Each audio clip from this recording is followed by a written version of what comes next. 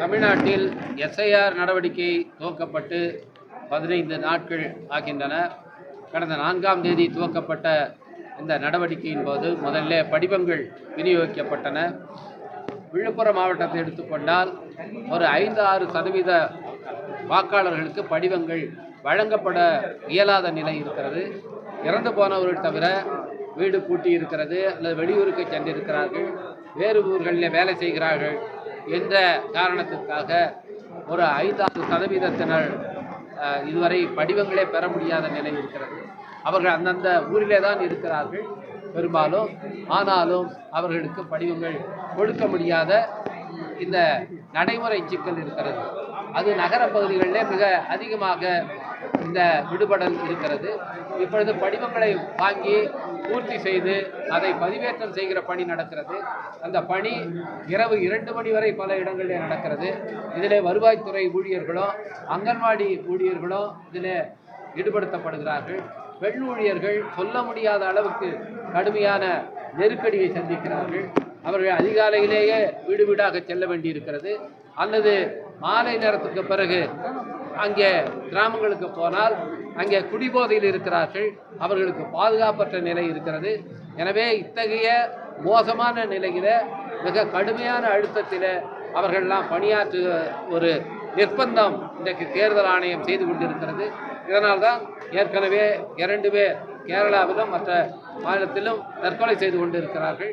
இன்றைக்கு வருவாய்த்துறை ஊழியர்கள் இந்த எஸ்ஐஆர் பணியை செய்ய மாட்டோம் என்று வேலை நிறுத்தம் செய்கிறார்கள். இது நியாயமான வேலை நிறுத்தம். இதற்காக அவருடைய சம்பளத்தை பிடிப்பேன் என்று நம்முடைய தலைமைச் செயலாளர்கள் சொல்லியிருப்பது அது நீதியானதல்ல. அவர்களுடைய அறப்போராட்டத்துக்கு இப்படி தண்டனை கொடுக்கக்கூடாது. எனவே அவர்களுக்கு சம்பளம் பிடிக்கக்கூடாது என்று நான் நம்முடைய மரியாதைக்குரிய தலைமைச் செயலாளரை கேட்டுக்கொள்கின்றேன். இந்த எஸ்ஐஆர் நடவடிக்கை டிசம்பர் 4ஆம் தேதி முற்று பெறும்போது தமிழ்நாட்டில் 65 லட்சத்திலிருந்து 1 கோடி பேர் வரை இதில் விடுபடுவதற்கு வாய்ப்பு இருக்கிறது. நம்முடைய விழுப்புரம் மாவட்டத்திலேயே ஒரு 10 முதல் 15% பேர் விடுபடுவதற்கு வாய்ப்பு இருக்கிறது. ஏனென்றால் அத்தகைய நடைமுறை சிக்கல்கள் இருக்கின்றன.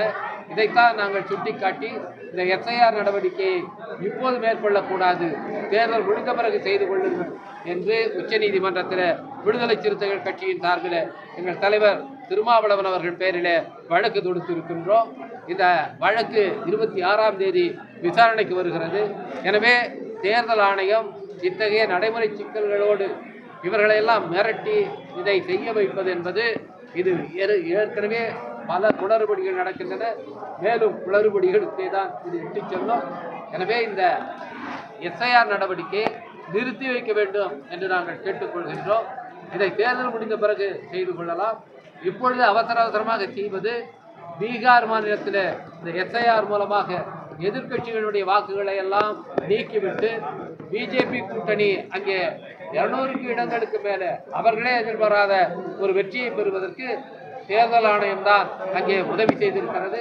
அதே வேலையை தேர்தல் ஆணையம் தமிழ்நாட்டிலும் கேரளாவிலும் வெஸ்ட் பெங்கால் மேற்கு வங்கத்திலும் எதிர்க்கட்சிகள் ஆளுகிற மாநிலங்களில் செய்வதற்காகத்தான் இந்த எஸ்ஐஆர் இங்கே மேற்கொள்ளப்பட்டிருக்கிறது. எனவே இதை நாங்கள் கடுமையாக எதிர்க்கிறோம். இந்த எஸ்ஐஆர் நடவடிக்கையை நிறுத்த வேண்டும் என்று வலியுறுத்துகிறோம்.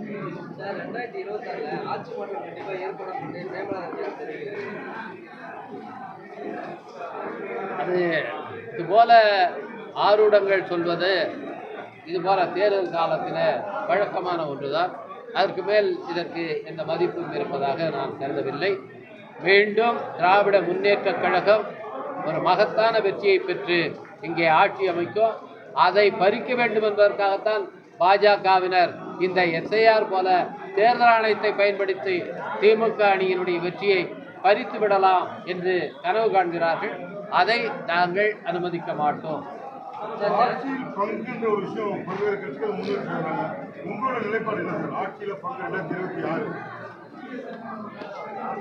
ஆட்சி அதிகாரத்தில் பங்கேற்க வேண்டும் என்பது விடுதலை சிறுத்தைகள் கட்சி துவங்கிய தேர்தல் அரசியலில் வந்த 1999 முதல் நாங்கள் முன்வைத்து வருகிற கருத்து. 2016ஆம் ஆண்டு இதற்காக ஒவ்வொரு கட்சி தலைவரையும் அழைத்து ஒரு கருத்தரங்கத்தை நடத்தி அந்த கருத்தை தேர்தல் களத்தில் முன்னிறுத்தியது விடுதலை சிறுத்தைகள் கட்சி தான். அதற்கான காலம் கனியும் போது அந்த கோரிக்கையை விடுதலை சிறுத்தைகள் கட்சி சரியான விதத்தில் முன்வைக்கும். 2026ஆம் ஆண்டில் அதற்கான வாய்ப்பு இல்லை. திராவிட முன்னேற்ற கழகம் தனிப்பெரும்பான்மையோடு இங்கே வெற்றி பெற்று ஆட்சியை அமைக்கும். இரட்டை இலக்கத்திலே நிச்சயமாக விடுதலை சிறுத்தைகளுக்கு இடங்களை திராவிட முன்னேற்ற கழகம் வழங்கும் என்று நாங்கள் நம்புகிறோம். 2026ல் நேர்மையான தேர்தல் நடந்தால் விஜய் தனிப்பட்ட ஆட்சி ஆதரவு சொல்லியிருக்காரு. இது மாதிரியான ஆருடம் சொல்லுகிற ஜோசியர்கள் இப்பொழுது தேர்தல் காலத்தில் நிறைய வருவார்கள். அதையெல்லாம் நாம் பொருட்படுத்த தேவையில்லை. இங்கே விஜய்க்கு ஆலோசகராக இருந்த பிரசாந்த் கிஷோர் அவர் பீகாரில் என்ன ஆனார் என்று நாமெல்லாம் பார்த்தோம். அதுவும் அவர் 5 ஆண்டுகளாக அங்கே ஊராக நடைப்பயணம் மேற்கொண்டார். அவர் போன இடத்துலலாம் பெரிய கூட்டம் திரண்டது. கருத்து கணிப்புகளிலே அவர் 18% வாக்குகள் வாங்குவார் என்று கணித்தார்கள். இதெல்லாம் நடந்தது. ஆனால் இன்றைக்கு என்னாச்சு, ஒரு இடத்துல கூட அவரால் வெற்றி பெற முடியவில்லை. 3% வாக்குகள் தான் வாங்கியிருக்காரு. சுமார் 100 இடங்களில் டெபாசிட் இழந்திருக்காங்க. விஜய் அவர்களுக்கு என்ன நடக்க போகிறது என்பதற்கு அங்கே பிரசாந்த் கிஷோருடைய ஜன் ஸ்வராஜ் என்ற கட்சிக்கு என்ன நடந்ததோ அது உதாரணமாக இருக்கிறது. இதுதான் விஜய்க்கு நடக்க போகுது. அவருடைய ஆலோசனை தான் இவர் அரசியல் செய்கிறார். அவருடைய குருநாதர் இன்னைக்கு அங்கே மண்ணை கவி இருக்கார். அவருடைய சிஷ்யர் என்ன ஆவார்?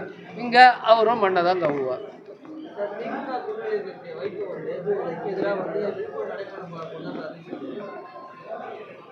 விடுதலை சிறுத்தைகள் கட்சி மது ஒழிப்புக்காக நாங்கள் தொடர்ந்து குரலெடுத்து வருகின்றோம். இங்கே மகளிர் மாநாட்டை நடத்தினோம். இந்த பீகார் மாநில தேர்தலில் கூட நாம் பார்த்தோம்னா பெண்கள் அதிகமாக வாக்குச்சாவடிக்கு வந்திருக்கிறார்கள். அவருக்கு 10,000 ரூபாய் அவங்களுக்கு 1.5 கோடி பேருக்கு கொடுத்தது மட்டுமல்ல, அங்கே மதுவிலக்கு அங்கே நடைமுறைப்படுத்தப்பட்டு பெண்கள் மீதான வன்முறை குறைந்திருக்கிறது. அதை எல்லாரும் ஒத்துக்கிறாங்க. பீகார் மாநிலத்தில் இப்போ மதுவிலக்கு அங்கே நடைமுறைப்படுத்தப்படுகிறது. குஜராத்துக்கு பிறகு அங்கே கள்ளச்சாராய சாவு வந்துடும், அது வந்துடும், இது வந்துடும்லாம் சொன்னாங்க. அப்படிலாம் ஒன்றும் வரல. அங்கே மக்களுடைய ஆரோக்கியம் உயர்ந்திருக்கிறது. வன்முறை சம்பவங்கள் குறைந்திருக்கிறது. குறிப்பாக பெண்கள் மீதான வன்முறை குறைந்திருக்கிறது. இன்றைக்கி இந்தியாவிலே மது அருந்துவதில் 2வது பெரிய கன்சம்ஷன், மதுவை அதிகமாக குடிக்கிறதுல 2வது இடத்துல தமிழ்நாடு இருக்கிறது. அதுபோல் 20 வயதுக்கு மேற்பட்ட இளைஞர்கள் மது போதையினுடைய தாக்கத்துக்கு அதிகமாக இருப்பது தமிழ்நாட்டில் அதிகமாக இருக்குது. 12% பேர் அது மாதிரி இருக்காங்கன்னு புள்ளி விவரங்கள் கூறுகின்றன. தமிழ்நாடு எல்லா துறையிலும் முன்னேறினாலும் இந்த மது இருந்தால் எல்லாத்துலேயும் பின்ன போயிடும். எனவே இதை பூரண மதுவிலக்கு இங்கே கொண்டு வர வேண்டும். அது நடைமுறை சாத்தியம்தான். இதனால் வருகிற நிதி இழப்பை இன்றைக்கி பீகார் சமாளிக்கும் போது தமிழ்நாடு சமாளிக்க முடியாதா? மதுவை வருமானம் வச்சு தான் மக்களுக்கு நீங்கள் நலத்திட்டங்களை கொடுக்க வேண்டுமா? நிச்சயமாக அந்த காரணங்கள்லாம் ஏற்புடையதல்ல. நாங்கள் இந்த தேர்தலையாவது எப்படி 2016ஆம் ஆண்டு தேர்தல் காலத்தில் எல்லா கட்சிகளும் திமுக, அதிமுக உள்ளிட்ட அனைத்து கட்சிகளும் நாங்கள் ஆட்சிக்கு வந்தால் மதுவிலக்கை நடைமுறைப்படுத்துவோம் என்று சொன்னார்கள். அதுபோல் இந்த 2026 தேர்தலையாவது நீங்கள் எல்லா கட்சிகளும் நாங்கள் மதுவிலக்கை நடைமுறைப்படுத்துவோம் என்று சொல்ல வேண்டும். திமுகவுக்கும் இதை நாங்கள் வேண்டுகோளாக வைக்கின்றோம்.